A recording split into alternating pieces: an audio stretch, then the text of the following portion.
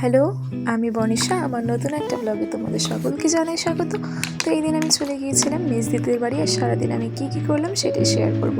তো সকালে উঠে আমি ব্রাশ নিয়ে বাইরে এসেছি, আর দেখছি বাইরের ওয়েদারটা খুবই সুন্দর ছিল, বৃষ্টিও হয়েছিল সকাল সকালে। তারপর আমি ফ্রেশ হয়ে খেয়ে নিলাম ড্রাই ফ্রুটস। তারপরে চলে গিয়েছিলাম আমি, জিজু আর ছোটোবাবু তিনজনে মিলে বাজারে। আর এই ছোটোবাবুকে আমি ধরে রেখেছিলাম কারণ ও ভীষণ দুষ্টুমি করে, আর চলে গেছিলাম নিউজি বাজারে। তাও আমি ওকে ধরে রাখতে পারিনি, ও সেই আলু নিয়ে খেলতে শুরু করেছে যখন যে সবজি কিনছিল। তারপরে চলে গেলাম মাছের বাজারের দিকটায়। এখানটা আমি প্রথমবার গেলাম, অনেক রকম মাছও দেখলাম। তারপরে মাংস নিতে চলে গেলাম আমরা। তারপর বাড়ি চলে আসলাম। বাড়ি এসেই দিদি খেতে দিয়ে দিল সকাল সকাল ডাল সেদ্ধ, ঘি, আলু সেদ্ধ আর ডিম ভাজা দিয়ে, আমার প্রিয় খাবার, সকালের খাবার। তারপরে এই কুকুরটা না, জিজুর একটা বন্ধু এসেছিলো, এত কিউট ছিল কুকুরটা, এত কিউট ছিল, আমি ওকে কোলেই তুলে নিয়েছিলাম, ও আমার মুখে চাটতে আসছিল। তারপর চলে গেছিলাম স্নান করতে। স্নান করে বেরিয়ে দেখছি এত সুন্দর ওয়েদারটা জাস্ট অসাধারণ ছিল এদিন। তারপর বাবু আর আমি দুজন মিলে ক্যান্ডি খাচ্ছিলাম। তারপর আমরা আবার চলে গিয়েছিলাম বাজারে ফলের দোকানে, দিদির তরমুজ খেতে ইচ্ছে হয়েছে তাই। তারপরে একটুখানি ঘুরেও নেওয়া হলো সেই সুযোগে আমাদের।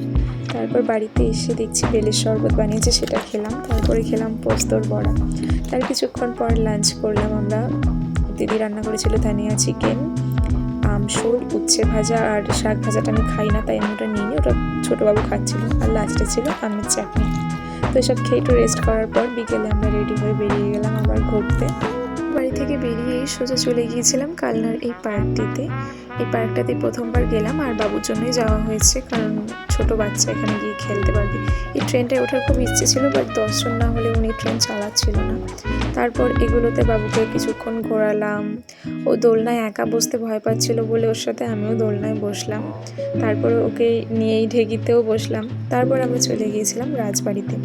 দিদি আর জিজু বাইরেই দাঁড়িয়েছিল মাঠের থেকে, আমি আর বাবু গিয়ে একটু ঘুরে এলাম। অনেকদিন পর রাজবাড়িতে গেলাম, আর খুবই ভালো লাগছিল সেদিন গিয়ে। ওয়েদারটা এত সুন্দর ছিল, লাইটিংগুলো দেখতে বেশ ভালো লাগছিল। আমি অনেক দিন পর রাজবাড়িতে গেলাম। ছোটোবাবু তো বদমাইশি করেই যায়, তাও ওকে আমি ধরে নিয়ে আমার সাথে হাঁটাচ্ছিলাম। তো তারপর সেখান থেকে আমরা বেরিয়ে যাচ্ছিলাম। রাজবাড়ি থেকে বেরিয়ে আমরা চলে গিয়েছিলাম বিজয়ের ফুচকার স্টলে, আর সেখানে গিয়ে ছোটোবাবু দিদির কোলে উঠেছিল। আর ওখানে দাঁড়িয়ে থাকতে থাকতে তারপরে আমরা এই দৃশ্যটা দেখলাম, আর এটা দেখে আমার মনটা তো পুরোই ভরে গেল। এত ভালো লাগছিল। এটা হয়তো কারোর বাড়ির পুজো, মাকে তারা এইভাবে কাঁধে করে নিয়ে যাচ্ছিল আর মশাল জ্বালিয়ে। আমার পুরো দিনটা আজকে, সেদিনটা সার্থক মাকে এইভাবে দেখে। আর পুরো দিনটা এত সুন্দর কাটলো, আর মাকেও দেখলাম ওই দিনই। তারপর আমরা খেয়ে নিচ্ছিলাম দই বড়া, আর জিজু ফুচকা খেয়ে নিচ্ছিল।